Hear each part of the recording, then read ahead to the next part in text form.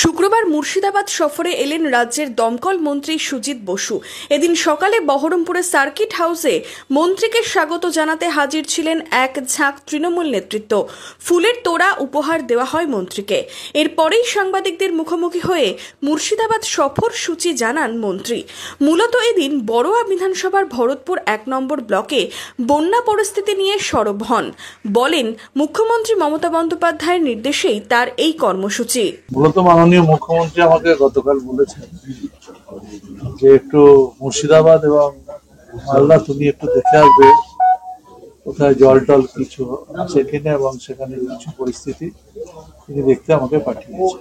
আমাকে যেমন এখানে বলেছেন যে এটা দেখে নেবে, একটু সুতি দেখে নেবে, শামসারগঞ্জেও কিছু ভাঙন হয়েছে, সেগুলো আমরা দেখে আমি মালদা যাবো। আর কিছু ড্রাই ফুড আমি এনেছি, অর্গানাইজ করেছি, সেটা কিছু মানুষের কাছে তুলে দেবো। বহরমপুর থেকে মন্ত্রীর গন্তব্য ভরতপুর ১ নম্বর ব্লকের ইব্রাহিমপুর। এদিন দুপুরেই মন্ত্রী পৌঁছন গ্রামে। কান্দির বিধায়ক অপূর্ব সরকার, রাজ্য তৃণমূলের সংখ্যালঘু সেলের চেয়ারম্যান মোশাররফ হোসেন ও স্থানীয় জনপ্রতিনিধিদের একাংশের উপস্থিতিতে বন্যার জলে প্লাবিত এলাকার বাসিন্দাদের হাতে তুলে দেওয়া হয় শুকনো খাবার। হাতে হাতে সেই ব্যাগ তুলে দেন দমকল মন্ত্রী সুজিত বসু। এদিন মন্ত্রীর হাত থেকে ত্রাণ পান ছত্রপুর, জাকিনা, ইব্রাহিমপুরের বাসিন্দারা।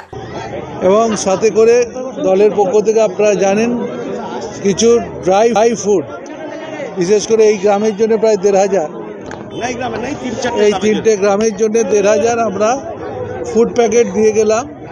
সুষ্ঠু সমাধান এখানে প্রধান থেকে শুরু করে অনেকেই আমাদের মধ্যে আছেন, নেতৃত্ব আছেন, পঞ্চায়েত সমিতি আছেন, জেলা পরিষদ আছেন, তাদের হাত দিয়ে সুন্দর করে এই জিনিসগুলো ডিস্ট্রিবিউট হবে। আমরা কিছুটা দিয়ে গেলাম।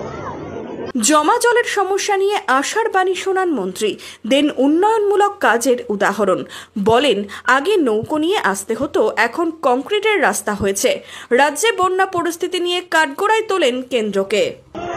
যে কিছু কিছু জায়গায়, এই সমস্ত জায়গায় প্রত্যেকবার জল জমে এবং নৌকা নিয়ে আসতে, এবার আপনারা দেখেছেন একটা কংক্রিটের সুন্দর রাস্তা করে দেওয়ার জন্যে এবার গাড়ি নিয়েই আমরা এখানে প্রবেশ করতে পেরেছি।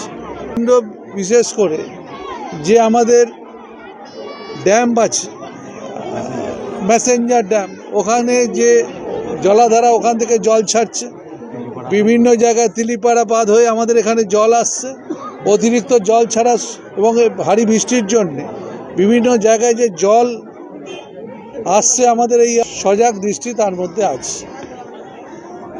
একই সাথে মন্ত্রীকে গ্রামে পেয়ে বেহাল রাস্তার অভিযোগও করেন ভুক্তভোগী গ্রামবাসী। আমাদের এই যে রাস্তা বন্যা প্লাবিত পড়ে যায়, তখন গর্ভবতী মায়েরা আমাদেরকে কোনো অ্যাম্বুলেন্স আনবো, সেই গর্ভবতী মাকে যে আমরা উদ্ধার করবো, সেই রাস্তাটুকু আমরা পাই না। আবার আমাদের মাঝে নদীর ব্রিজ থেকে যে জাগনেট্টু এই একটা বাঁধ, এই বাঁধটা মেরামত না করলে কিন্তু আমরা এই অনাহারে খাওয়া করে ছেলেপিলেদের মরবো। যাতে আমাদের সুব্যবস্থা হয়, যাতে আমাদের এই বাঁধটা হয়, বা একটা কালভেট হচ্ছে, ওই কালভেটটা আমাদের প্রয়োজন। ওই কালভেটটাই হয়েছে, আমি ওটা চিফ সাহেবকে বলেছি। ভরতপুরের পাশাপাশি এদিন দমকল মন্ত্রীর সফরের তালিকায় থাকে সুতি ও শামসেরগঞ্জ। রবীন্দ্রনাথ কৈবর্তের রিপোর্ট, ইমাজিন কমিউনিটি মিডিয়া।